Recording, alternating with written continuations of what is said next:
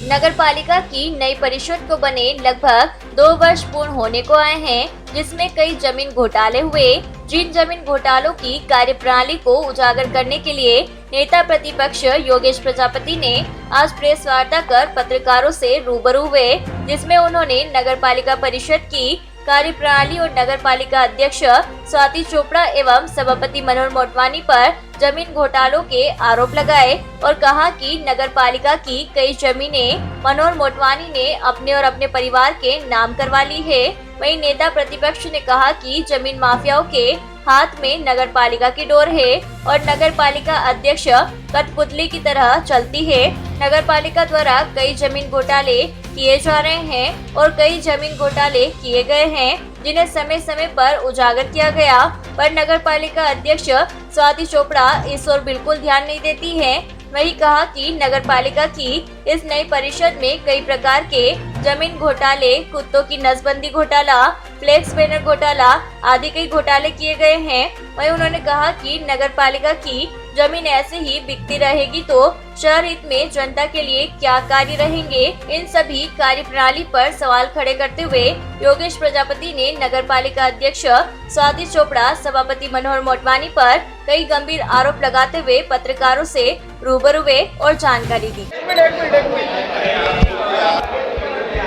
आज मैंने जो प्रेस वार्ता करी है वो शहर के सबसे बड़े भूमि घोटाले को लेकर पत्रकार वार्ता करी है, जिसके अंदर 120 करोड़ रुपए के लगभग का घोटाला नीमच नगरपालिका ने वर्तमान में किया है, जिसकी जानकारी एक भी पार्षद को नहीं है। अब 5 माह पूर्व नगरपालिका के द्वारा एक केस हार गई, जिसके अंदर व्यवस्थापन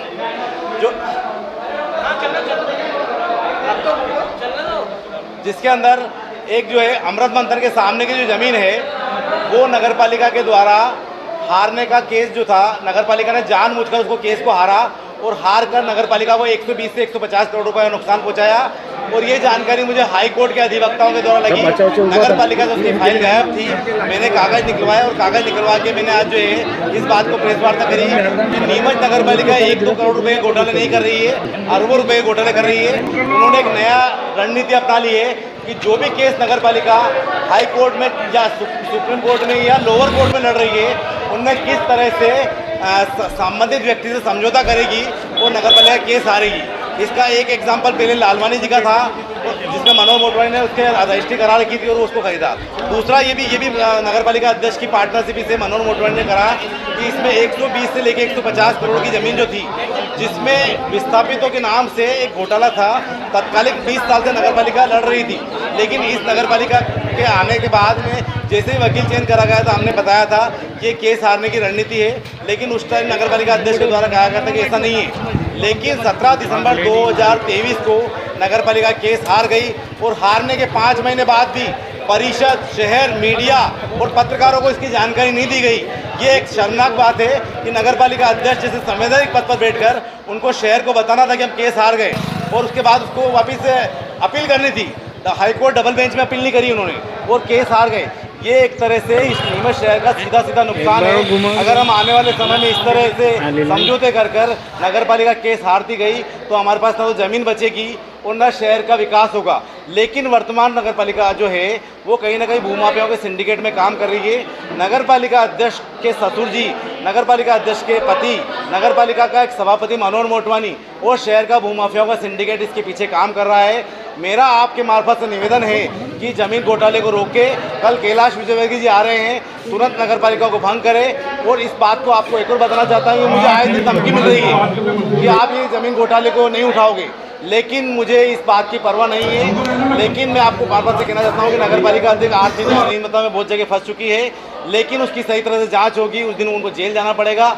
और मैं कहना चाहता हूँ कि सारे कागज आपके सामने पड़े, ये पूरी फाइल पड़ी है कि किस तरह से ये ज़मीन जो थी नगरपालिका जीत सकती थी, लेकिन नगरपालिका ने हाईकोर्ट डबल बेंच में अपील नहीं की इसको और सीधा सीधा केस हार गई है।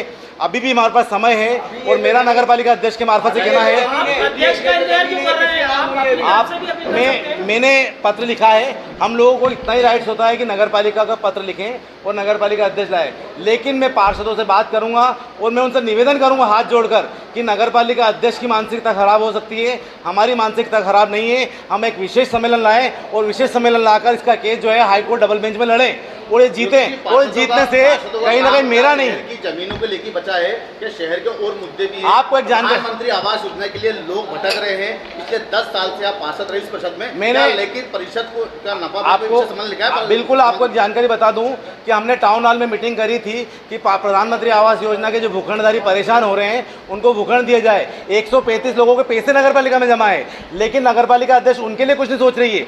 मेरा कहना यह है कि हम लोग जब शहर में कुछ जनप्रतिनिधि बन के आते हैं, ईश्वर ने हमें मौका दिया है तो कुछ शहर के लिए अच्छा करें, कुछ गरीब जनता के लिए अच्छा करें, ना कि अमीरों के लिए। लेकिन वर्तमान परिषद सिर्फ अमीरों के लिए।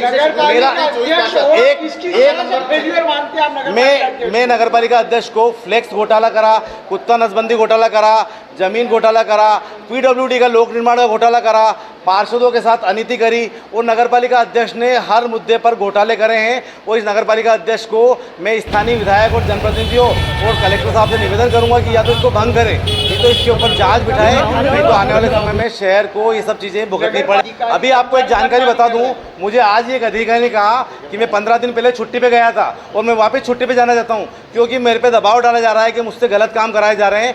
और आप देखिए कि अभी एक बाबू तक ने स्वीकार करा है कि मुझ पे गलत काम किया जा रहा है।